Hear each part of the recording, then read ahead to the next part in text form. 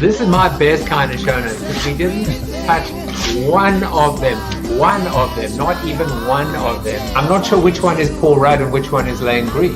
Final card here is the ultimate outcome. Today is Take Your Dog to Work Day. Oh, like Scooby-Doo. Without further ado, his debut. Sweet Caroline. Everybody say hello to Sammy.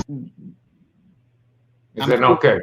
I'm just pausing so that you just are at the front of your screen. I'm so enormously flattered. Branding is not a bad blind date. I'm gonna have to take a picture of this. No, this is agape. This is love. I really enjoyed this. You did do your homework. You asked great questions. I'm flattered. Thank you. You just made my day. Look at you! You are insane. How did I do that? You're how insane. Did I do that? You're insane. Well, hello everybody. Happy Friday. It's Friday again. It's Friday because we get a weekend which looks exactly the same as the week. But we can go into the wine cellar, so it's all good. We're gonna be going into the wine cellar today because my guest. This is actually weird. I'm actually putting a comment of my guests who actually didn't make this comment now. He made it earlier. But the bottom line is we are drinking today. I'm breaking my own rules. It's 2:00. I know it's 5:00 somewhere, but today it's 5:00 here because we're going to be talking about professional drinking. And David says, like, that's a new thing. Well, good point. But you need your Jaffe juice to end the week. I know that. And now you know what Jaffe juice is. It's not Jaffe gin and juice. It's Jaffe red wine and juice. Well, that's my juice. Hello, Joey. Welcome to the show and welcome to a great way to end the week. I think we're going to end the week on hope, positivity, optimism. Even if we're talking about the tough stuff, when you're doing it with a friend and over a glass of wine, it's all good, right? So I want to start off with a little acknowledgement, a little thank you to one of my guests who's, I guess, thanking me in this article. But Jory Desjardins wrote this, she has a fantastic newsletter, and she wrote her latest issue or latest edition is called Bring Your Humanity to Work Day. And she talks about her experience on the show. And it was really just beautiful. It was maybe the most effusive praise or just kind words means a lot to me. It means a lot to me. And Jory, you mean a lot to me. And so I just wanted to thank you. It was just an incredible article that you wrote. Well, today is, believe it or not, you can't make this up. It is actually National Red Wine Day. So, it's Red Wine Day. I could not have coordinated this better if I chose to. But that's why we're going to be celebrating together.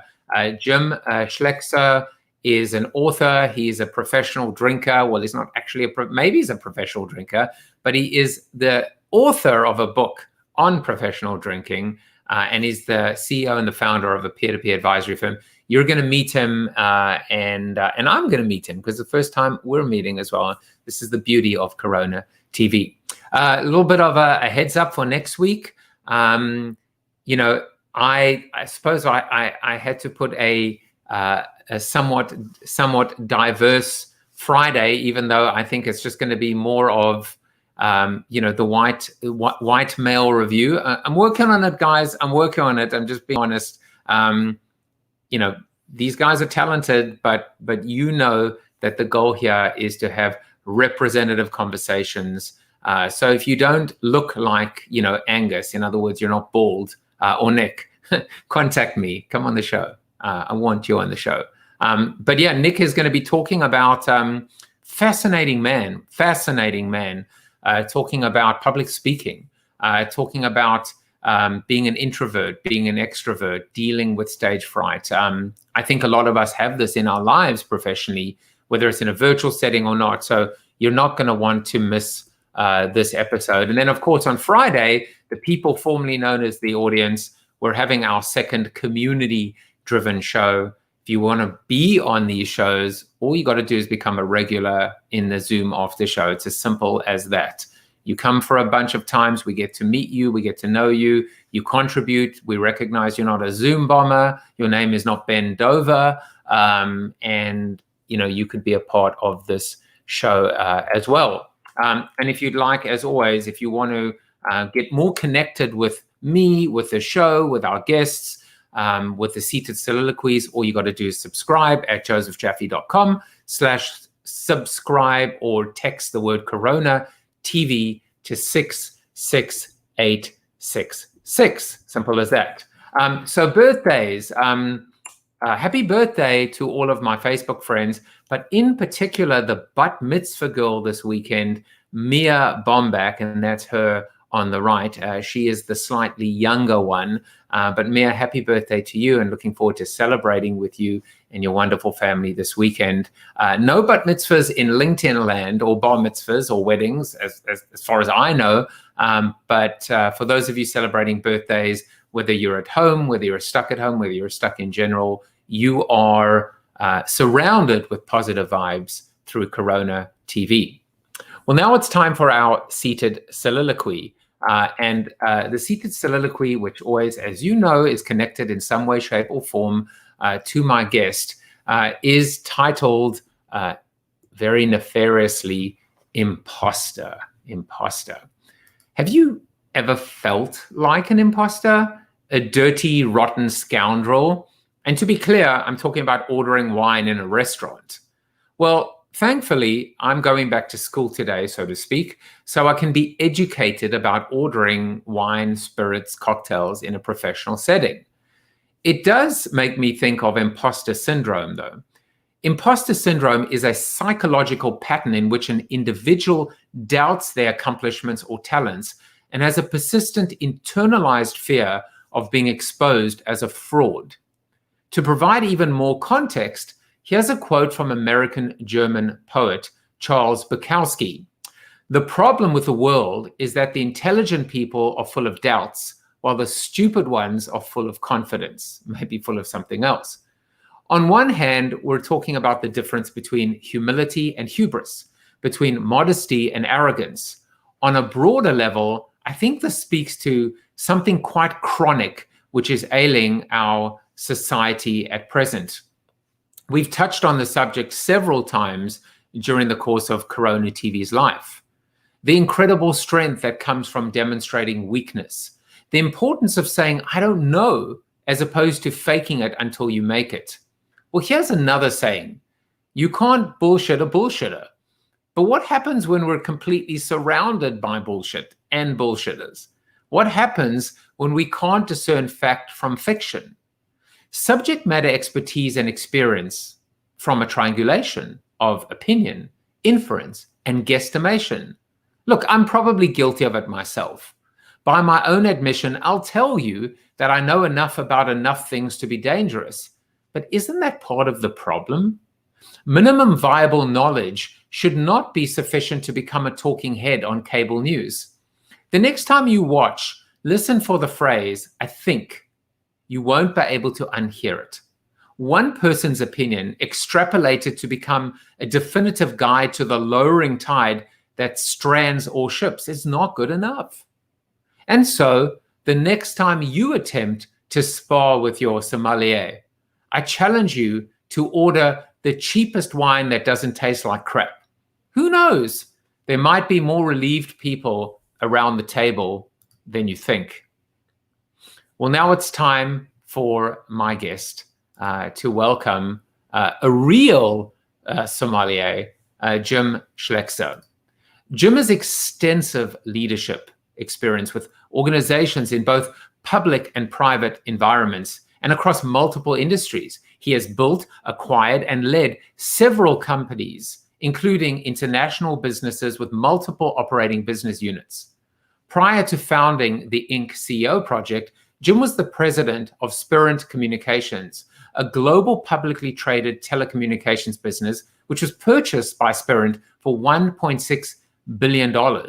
Jim is active with many nonprofit organizations, including the National Association of Corporate Directors, the Boy Scouts of America, and Youth with a Mission. And he is my guest today. So without further ado, let's welcome him on the show. Welcome, Jim. Hello, hello. How are you? I'm great. How are you?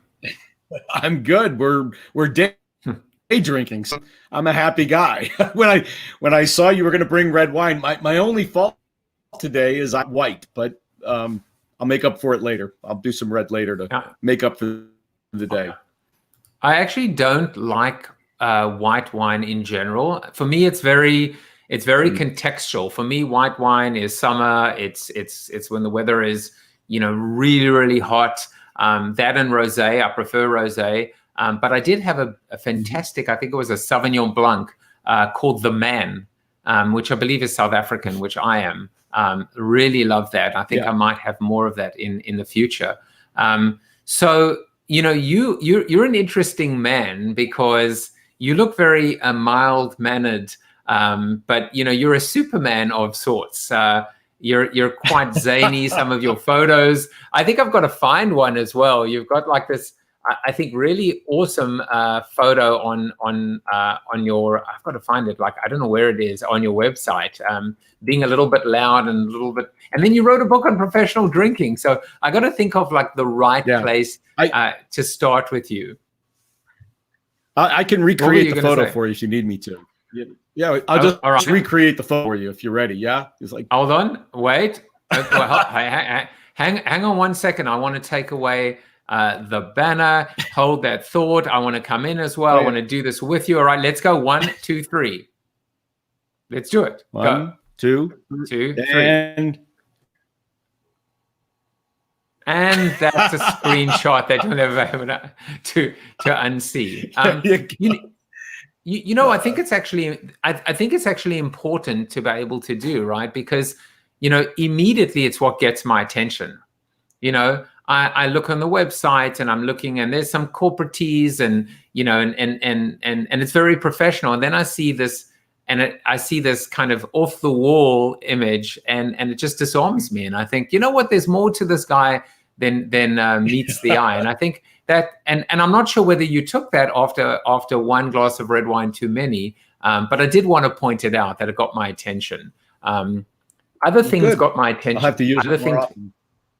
Other things got my attention as well, which is some fun facts about you, because this is the part of the show where we talk about fun facts. So let's start off with this one. This is more off the wall. Well, we'll start off with something that's a little bit more, I think,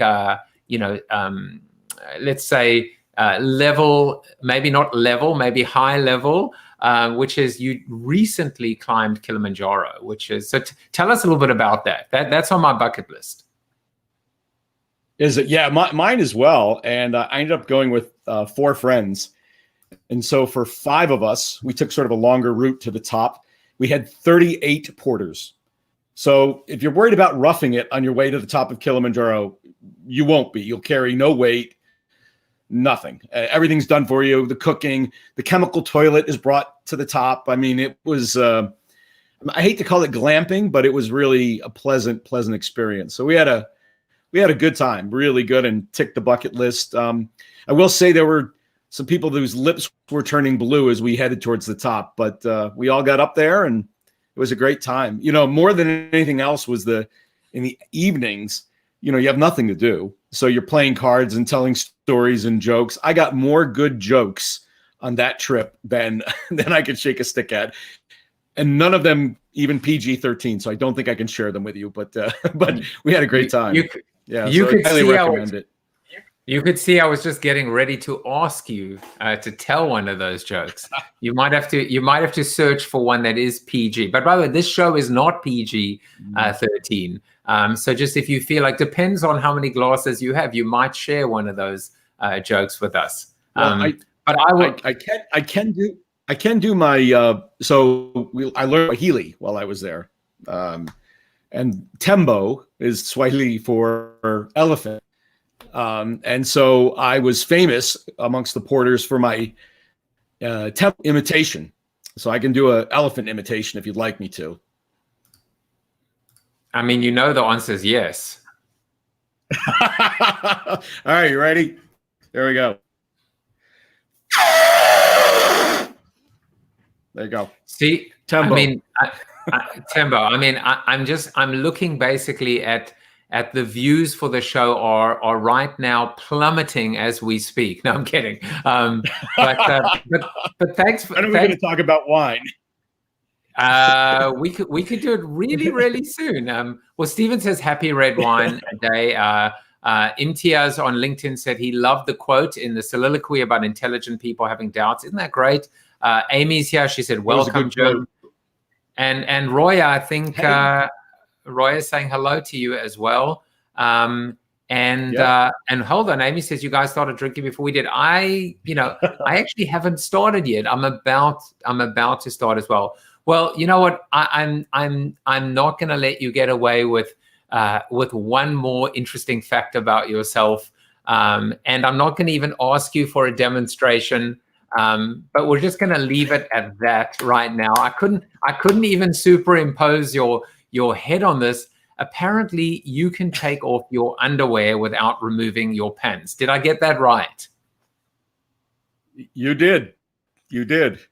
And I'll report that I did it in a bar in Manchester, England.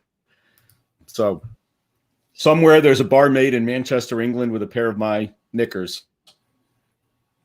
So, and it's not something that you do regularly, right? It's like, I once did this. No, it's sort of a special occasion thing. Yeah. You know, to bring this back to an almost professional level, life is short. Life is serious. We're going through serious times. We're talking about people adapting, pivoting their business, having to survive, having to figure out virtual, working from home. You are, in a way, a CEO whisperer. You bring CEOs together with other CEOs. How important is personality, is humor, is the ability to be self-deprecating and have a little bit of fun, especially when times are so tough and so dark? Yeah, I find it to be a survival technique. When things are terrible and the world doesn't look good and it's dark clouds in the future, how do you get through, right? If you embrace that, it's just going to be this negative, dark spiral. In many ways, you see that all around us, these sort of people that end up in these negative spirals and they can't themselves out. So I think humor and the ability to sort of take it a bit lighter allows you to deal with the gravity of the situation and yet have a positive outlook. And I think for me, within the personality, it's that ability to be positive, even though there's no data necessarily to support it, it's a coping strategy. It's a way to survive and get through very difficult times like we're having right now. So yeah, I think it's super important.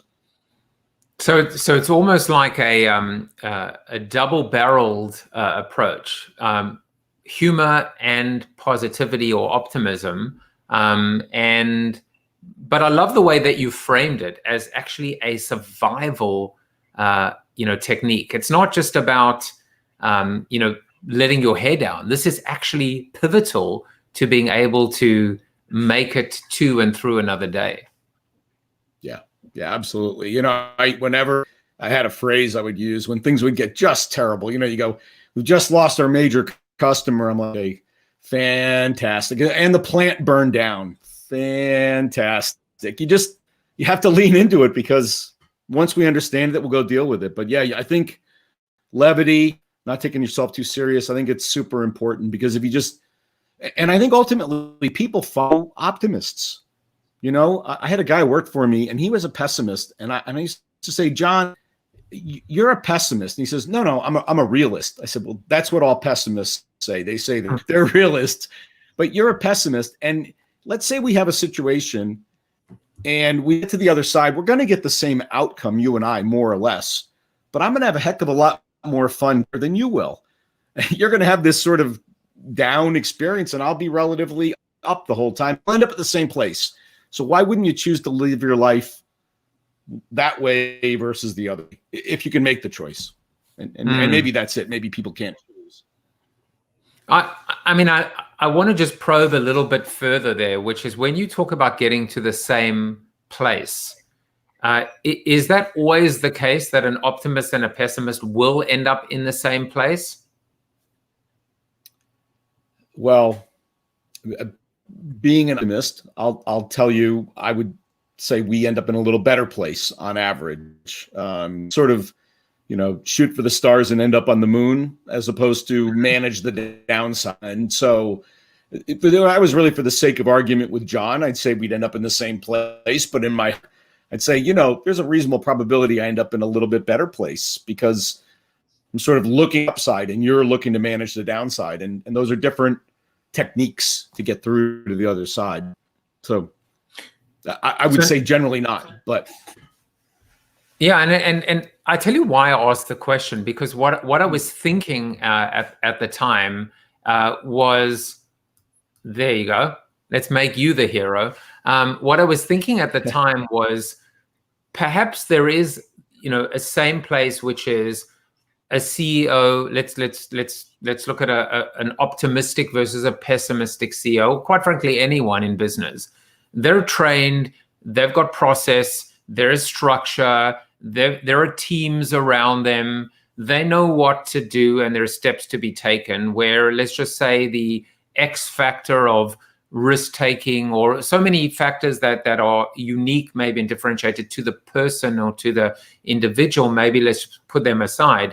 So maybe that's the same outcome, right? Which is, the inevitability of the sun rising and setting, the inevitability of balancing the books, the inevitability of managing cash flow.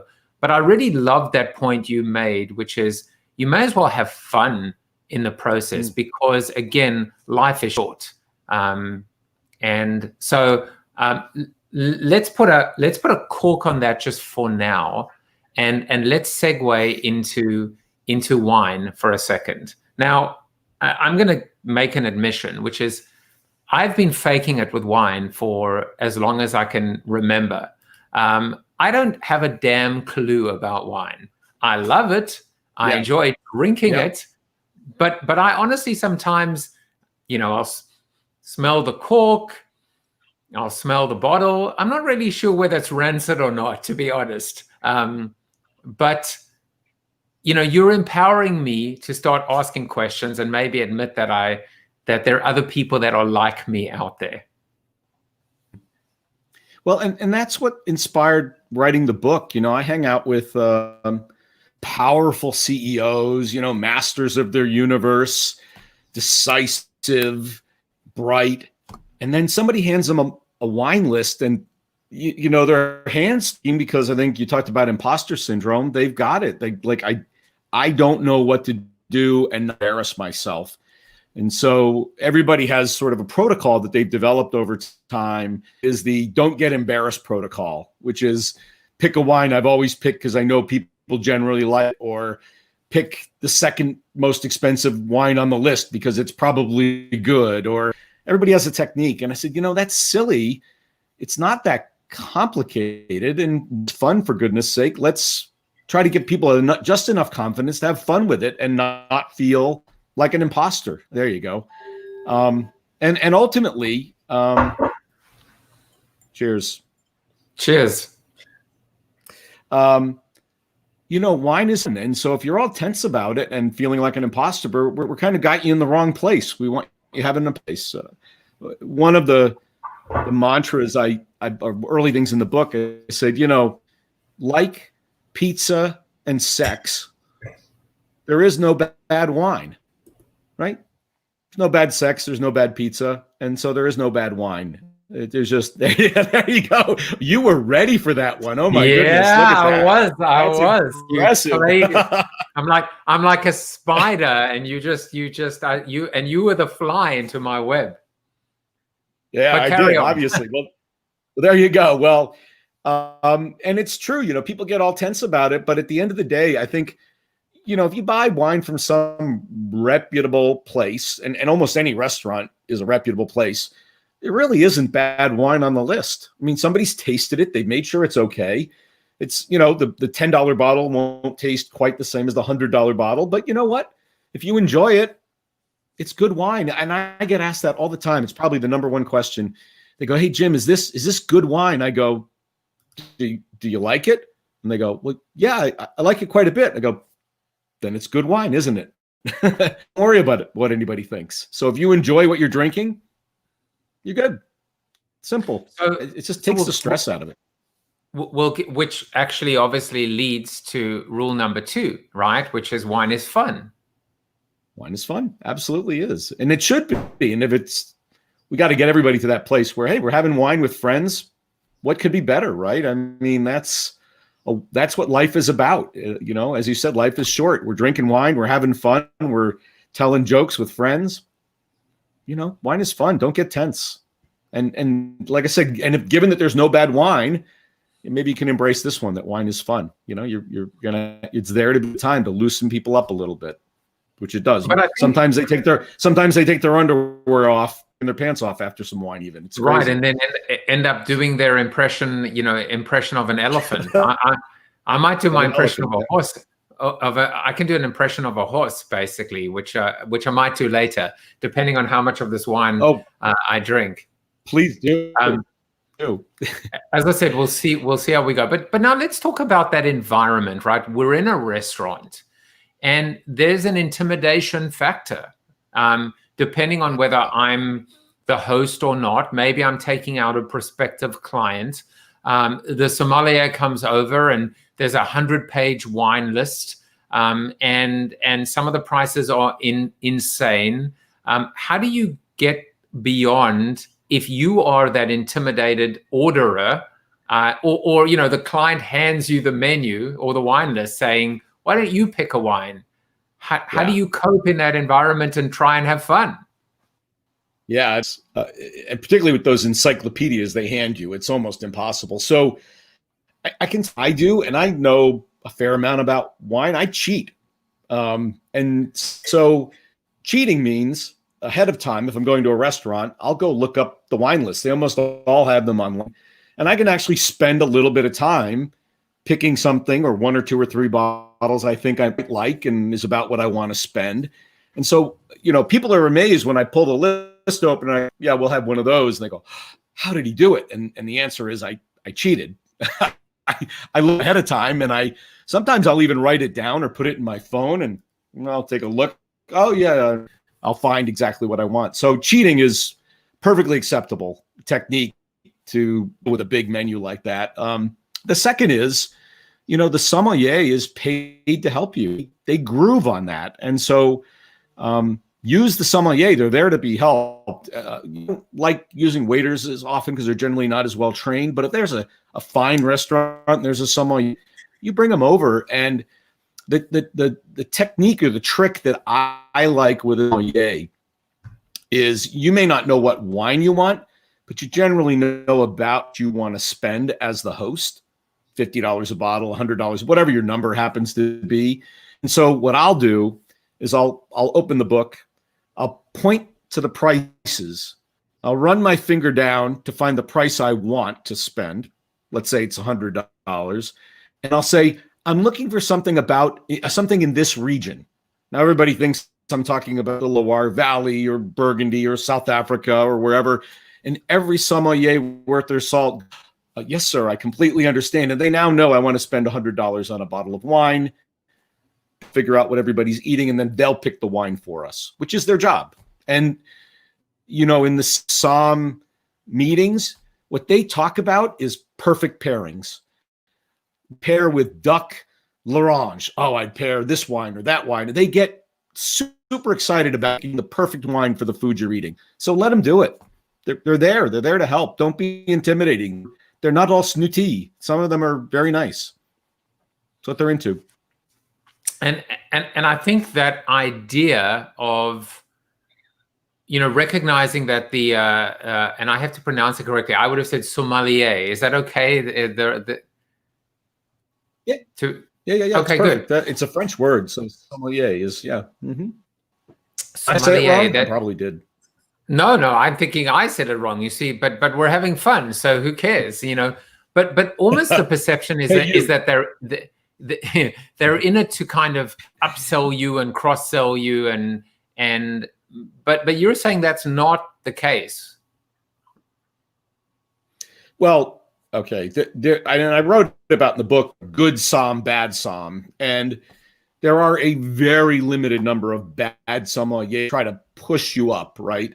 You want to spend 100, they try to get you to spend 200. But that is a rarity. I mean, most of them, their job is to have you have a good time, to enjoy your experience, tell all your friends, and come back time after time after time. And if I abuse you by pushing you up the wine list to an uncomfortable place, I might get a little bigger tip because they are paid on how much wine they sell. So realize they're a little conflicted here.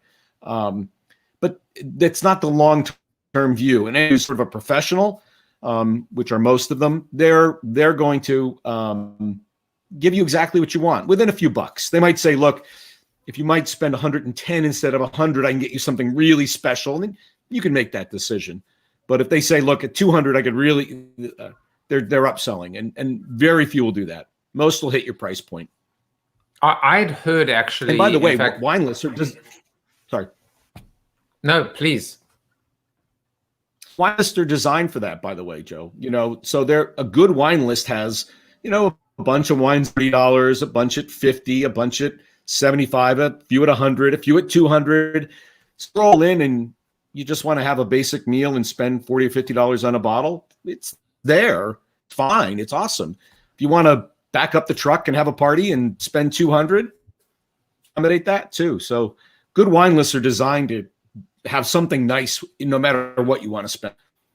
I also feel like there is definitely an experiential component associated with this, which is, you know, when you're going out with someone special for a special occasion, whether it's professional, whether it's personal, and you just want to say, to hell with it. Let's, let's get the Camus. Let's get the Stag's Leap. Let's get something, even though I'm to be honest with you, you could give me a $10 bottle of wine and I might not know the difference. The Coke and Pepsi challenge, I think I could, by the way. But there's this ability to say, I'm treating myself, I'm indulging in something, and I'm going to savor this and transcend the aspect of the fact I'm putting alcohol in my mouth. It's much more about the social, it's not even a social lubricant. It's an experiential lubricant. And I think that also speaks to this idea of not taking yourself so seriously. And some of the wines you mentioned are what we call lifesaver wine. They're branded. They actually are made in very large volumes and kind of pricey, but they're designed to be very appealing, nice to taste, and the price point is sort of designed for the expense account. They're just at that little sweet spot of 100 or 125 or whatever the number is to say, I really value our relationship, and you recognize the bottle because you know the brand. What's interesting though is if you went to the Somm, want to spend that price, they probably get you a better bottle of wine, and that's one of my tricks. You mentioned it. If the host hands you the list and says, "Hey Joe, why don't you pick something?" That's a terrorizing moment because I go, how much of my friend's money should I spend here, right? Should I spend a lot or a little? Or so, there are a couple of techniques there. One, hey, Joe, how crazy do you want me to get if you hand me the list? And you go, well, we're having a good year, have fun. Or you go, look, we're celebrating, go crazy. That tells me a bit on the price point. But there's two other ways that I think about it. One is I'll go look at the price of the Camus or the Silver Oak Alexander Valley. They're almost always on the wine list. And that's the money I can spend because I know that's kind of the acceptable price range for a bottle, right? If they say get crazy, maybe you could double that number, right? But those give you a marker for the price point is. And then the last way to try it is look at the entree price at the restaurant and double or triple it. So if I'm at a steak restaurant where the steaks are $50 or $60 a steak, I could spend $100 or $150 a bottle of wine and not be out of line. But if I was at a tapas place and it was $20 a plate, it's probably $40 or $50 is probably more in the range of what you should spend for the bottle of wine. So the entree can give you a notion about how much might I spend on that bottle of wine if I was asked. I think these techniques and these tips are amazing.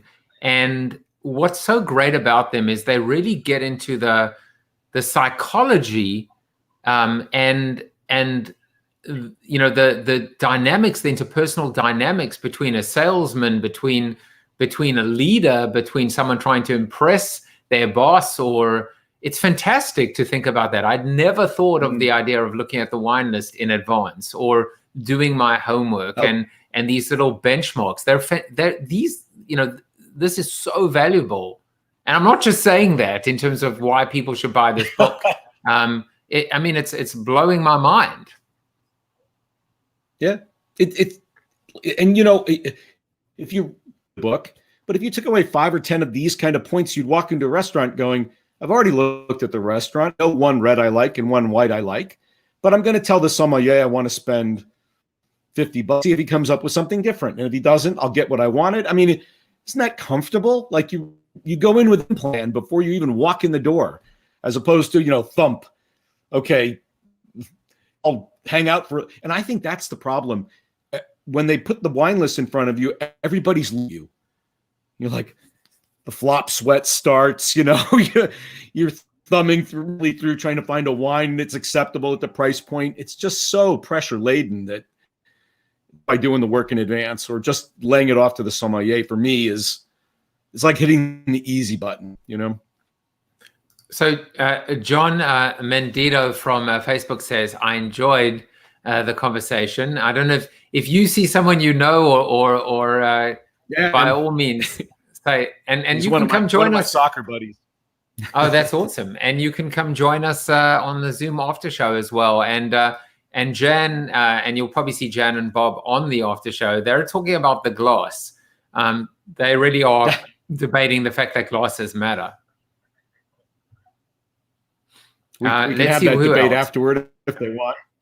Sure. Steven says, what country do you prefer in terms of your wines? Yeah. So let's break the world down into 2 big chunks before we go there. Wines are generally broken into Old World and New World. And World is basically Europe. You could actually argue it's everywhere the Romans brought grapes.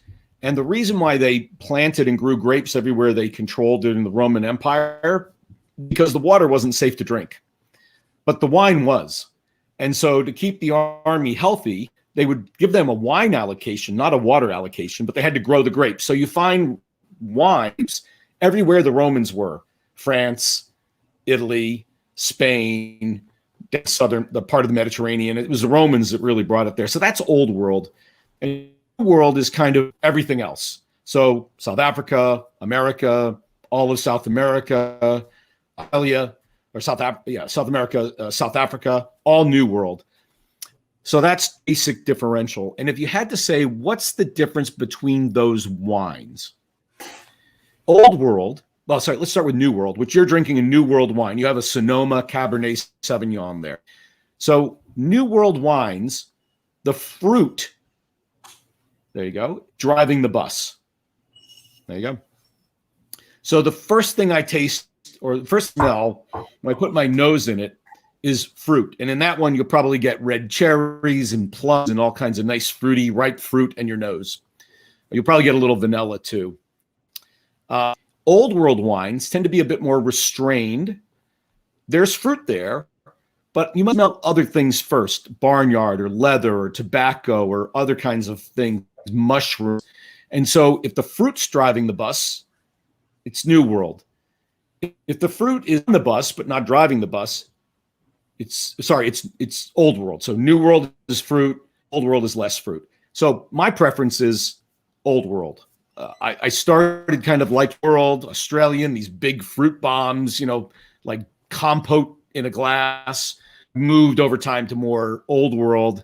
I like French, I like Italian, like Spanish. I mean, you can't say wine is fun and all wine is good if you don't drink all wine. So I like wine, but if I had to pick like the desert island bottle of wine, it'd probably be a French red wine of some sort.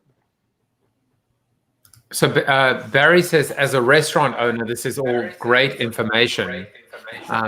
Hey, Barry. And I think what's nice about this from Barry's perspective as well is that, you also have to, you know, if look, I'm a marketer, right? Whether you're a CEO or a CMO, customer centricity is such a big part, you know, the customer journey, the customer experience. So putting yourself as well into the shoes of your patrons, of that nervous, you know, orderer whose boss he's trying to impress. I think that's important as well, to reverse the roles and understand how to take something that might be complex and if not simplify it, at least, you know, have a little bit of fun. Oh, by the way, Bob says he was turned on to St. Francis in the late 1980s, and it's on his short list. It's interesting because, you know, while I've been in isolation or self, you know, quarantine, I've been having a glass of wine every night, which I didn't normally do. I'm more of a social drinker, and I would buy a different Cabernet every time. I never bought the same one twice, just because of the variety. And I always like cabs because I like to be very strong and complex, you know, and you know, I like the heavier wines. The St. Francis is the first one that I'm now like, you know what? For every other wine I buy, I'm going to go to St. Francis. It's smooth. Wow. You know, it's just something that I love. It's balanced. I don't even know if that means anything, if I understand what I'm saying, but I like it. Yeah, well, then it's fine. I mean, that's all that really matters, you know. The beauty of Cabernet Sauvignon is it's one of 7 what they call noble grapes or international varietals, and they're grown all over the planet. And so you can get Cabernet Sauvignon if you're sort of a fan of the grape. You can get it in France, you can get it in Australia, you can get it in Chile, America, anywhere. I mean, almost everywhere they grow that. So it's a wonderful grape to be a fan of because you can try different terroir, different approaches, and still be drinking the same grape. And for me, that's actually one of the fun things to do with friends. You say, right, we're going to drink, let's say I was going to go out to dinner with you and I knew you were a Cabernet Sauvignon fan. I'd say, all right, we're going to get 3 different bottles, all Cabernet Sauvignon, but from to the world, and we're going to compare them and have some fun with that. That's a really fun wine dinner for me. Well, I mean, all I know is that I want to go out for dinner with you. That sounds like that sounds awesome. Now this is the perfect part of the show for me to admit that I know you were recommended to me, but I don't remember who. I think I'm guessing it could be. I'm just going to throw some names at you. It's not Charles Green. I think maybe was it Ian Altman, or was it Ian? I was gonna try to do an imitation, but let's just yes. I think you should. It was Ian Altman. Well done. You got it. I'm very grateful to it because I think that you know, Bob said he would love to be at that dinner. Well, if you're buying, you can definitely be at the dinner. I'm just kidding. But he heard there were 3 bottles involved, he wanted to come. So I tell you what, Ian will buy one, I will buy one, you will buy one. It will be 2 to 3 times the entree price. I'll do my homework in advance. I have no anxiety anymore. We're just going to have fun. So I want to tell you about something that I've been doing, which I have a feeling you almost might critique this idea. So I'm sure you've heard of the app called Vino. Yeah. Have you heard of it? I use All right. it. So it's wonderful.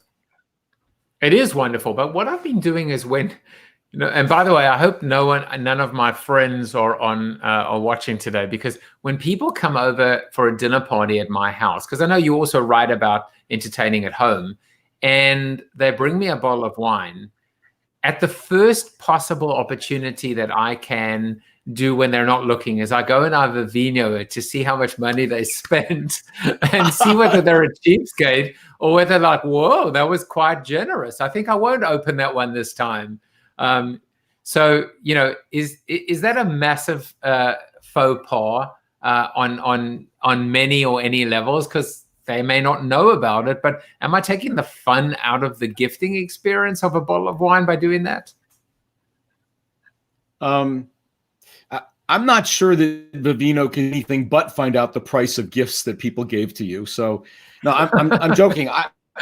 We've done that, and I think, given that I don't know the wine, probably a bit of a marker for quality. Hopefully, I talk a bit in the book about the PQ ratio, price to quality ratio, and so at $10, I expect sort of a certain quality, and it can overperform for $10, which is great.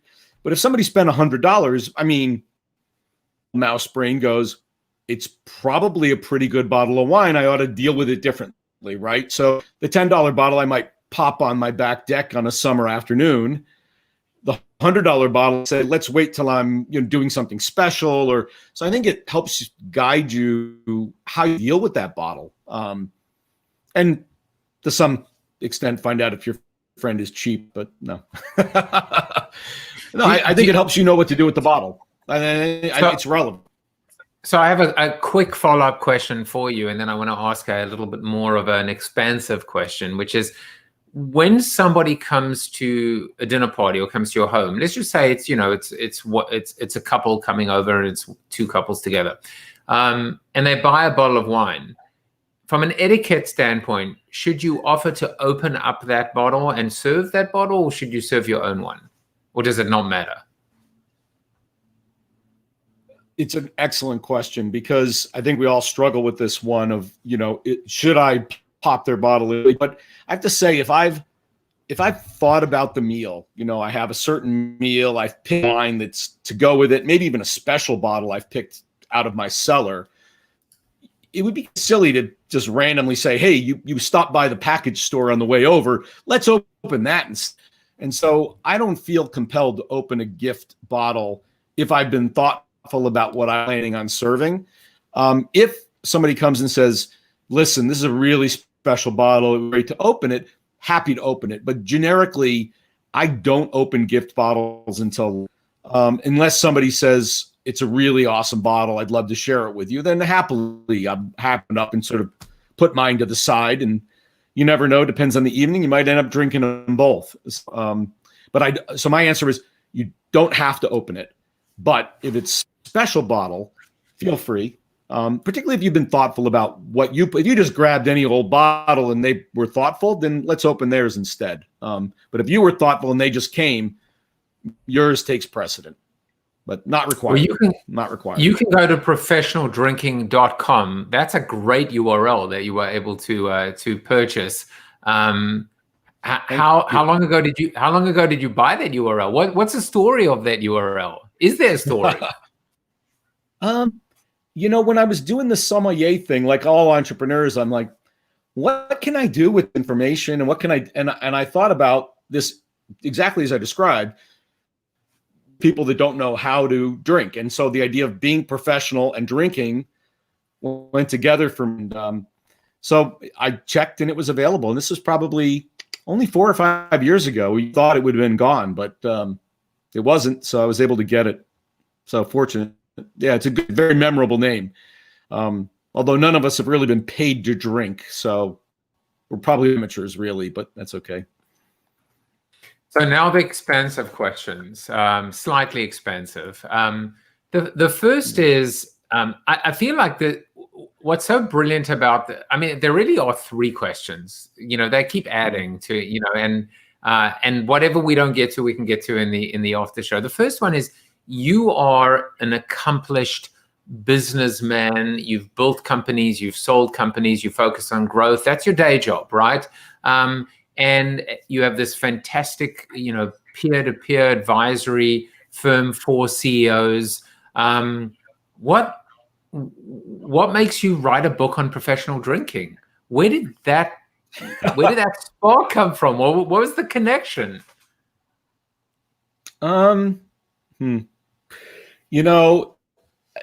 I'd say with all my hobbies, why do it a little bit when you can go all the way in? And so there's no difference on this one. Instead of, I'm going to learn a bit about wine, I said, well, I'll become a certified sommelier, and then I'm going to write a book about it. It's just that, and to some extent you see it in successful CEOs, a bit of OCD of just sort of, I go deep on this topic. And, I'll probably come off it at some point, but I've got, if you look across time, I've serially gone deep on a topic and then gone deep on a moment. We're deep in wine, and the book felt like a natural outcome of that to me. So, so that was why. Just why go a little bit when you can go all the way in? It's a personality defect.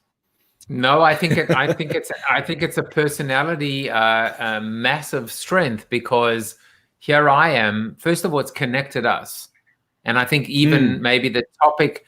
I think there was something that Ian and I discussed that made him think about you and bring you on. And now, to me, you are the expert. So now I'm going to ask you 2 additional questions, and the second question is connected to the first, and the first question is connected to the soliloquy, which is this idea of bullshitting a bullshitter, right? Which is people, how many, you've seen all this stuff where they sit and they swirl and they say the tannins and is that a little bit of wood that I smell right now? And they don't have a clue what they're talking about. So there's a lot of bravado and pretense associated with the art and the act of drinking wine.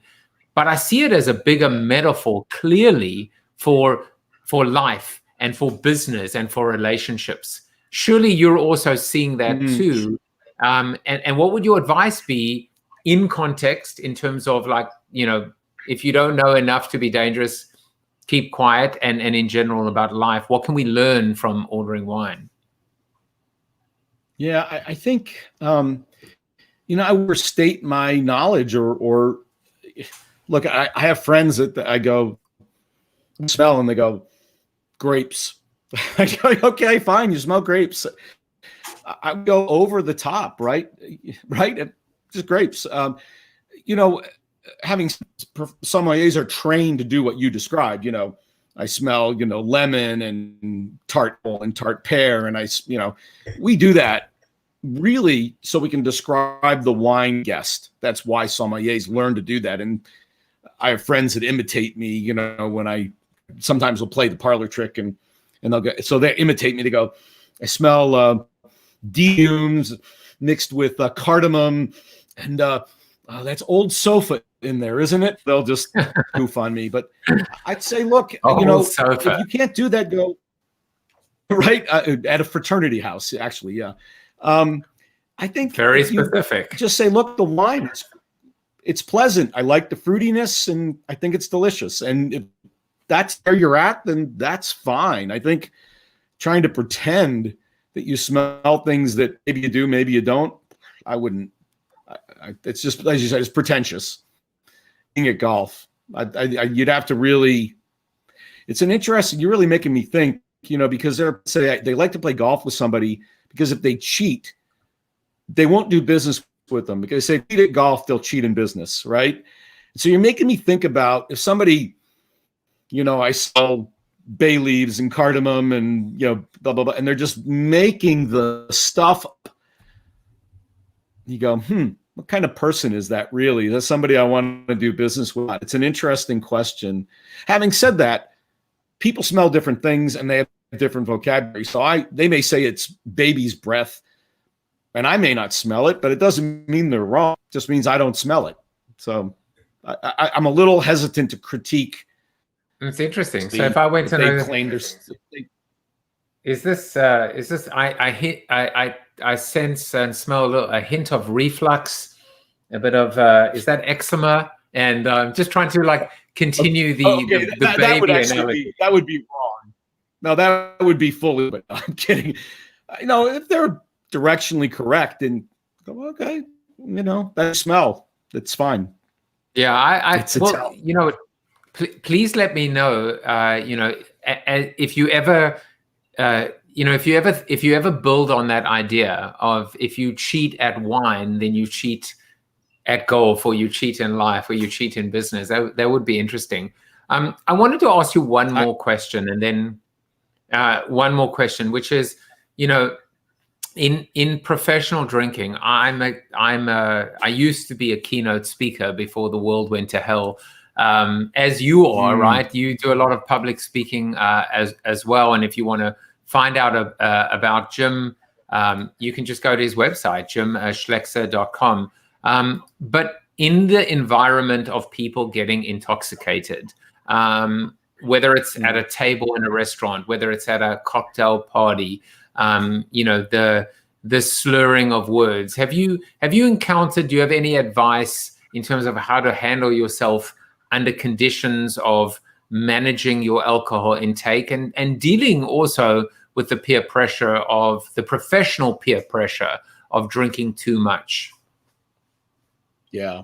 Well, first is the equivalency rule, which we all learn. One beer, one shot, one glass of wine are more equivalent. Having said that, sometimes they pour heavy, and so it's a drink and a half, if you will. But my rule is, I, at my weight, approximately can metabolize before I'm on the edge, right? Shouldn't be driving, right?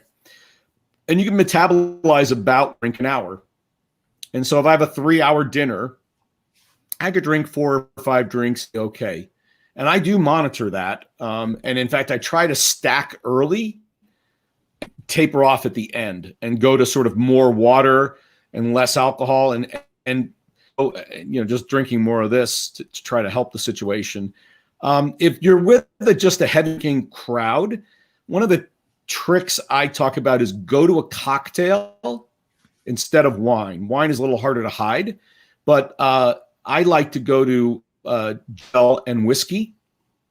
And as we go through the night, if it's clear they're going to be drinking hard, when I get my drink, I say, just pour it light, or I'll just get straight ginger ale. And so I'm hanging out with everybody and we're having a drink and laughing, but I'm not drinking anymore at that point to try to preserve myself. So that's one technique. The other one is just leave those ideas that they scribble on, beer soaked napkins aren't going to make any sense in the morning anyway. So, you're not missing anything after about 11:30 or 12 o'clock at night. And so you just leave, say, I got to go.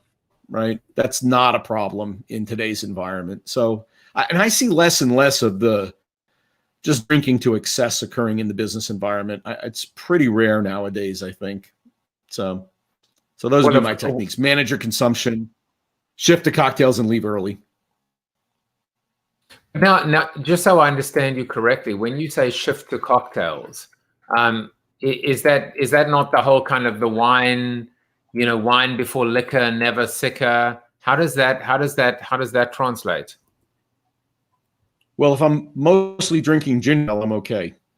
So I just need something that can hide drinking anymore if I don't want to be embarrassed in front of the group. And so that's why I go to something that they really can't stop drinking, which for me is ginger ale and whiskey, and later in the year, just ginger ale. And so that's how I hide it. The other trick people use is they get a beer and put the napkin around it. They call it a beer diaper. And nobody can really tell where the beer is. Little sip, little sip, little sip. Keep yourself under that 1 drink an hour and you'll be fine. Well, I think basically what you're talking about, which, may be disappointing to some, is you're talking about actually having discipline and having a plan and being able to walk away. And if I take anything away from what you said, which is just, it's the same thing like when you come into the restaurant, do your homework, have a plan, and realize, I guess, that alcohol doesn't have to be your foil. It doesn't have to be your vice. It can be your friend if you know how to manage it and if you know how to handle it and to use your words to have fun with it. Yeah. And just realize that when I'm entertaining a client, I'm it. And so you don't want to lose control at work. If you want to get wasted at home, have a party, have fun, hang out with your friends. But when I'm with a client or I'm trying to build a relationship, I'm working. And so it's just irresponsible to get hammered in that environment. It's inappropriate. So get drunk if you want to, not at work. Well, we are going to end with the part of the show where I show you a quote and try and stump you and see if you can guess who said the quote. Perfect timing and perfect point. Always do sober what you said you do drunk. That will teach you to keep your mouth shut. Who said that?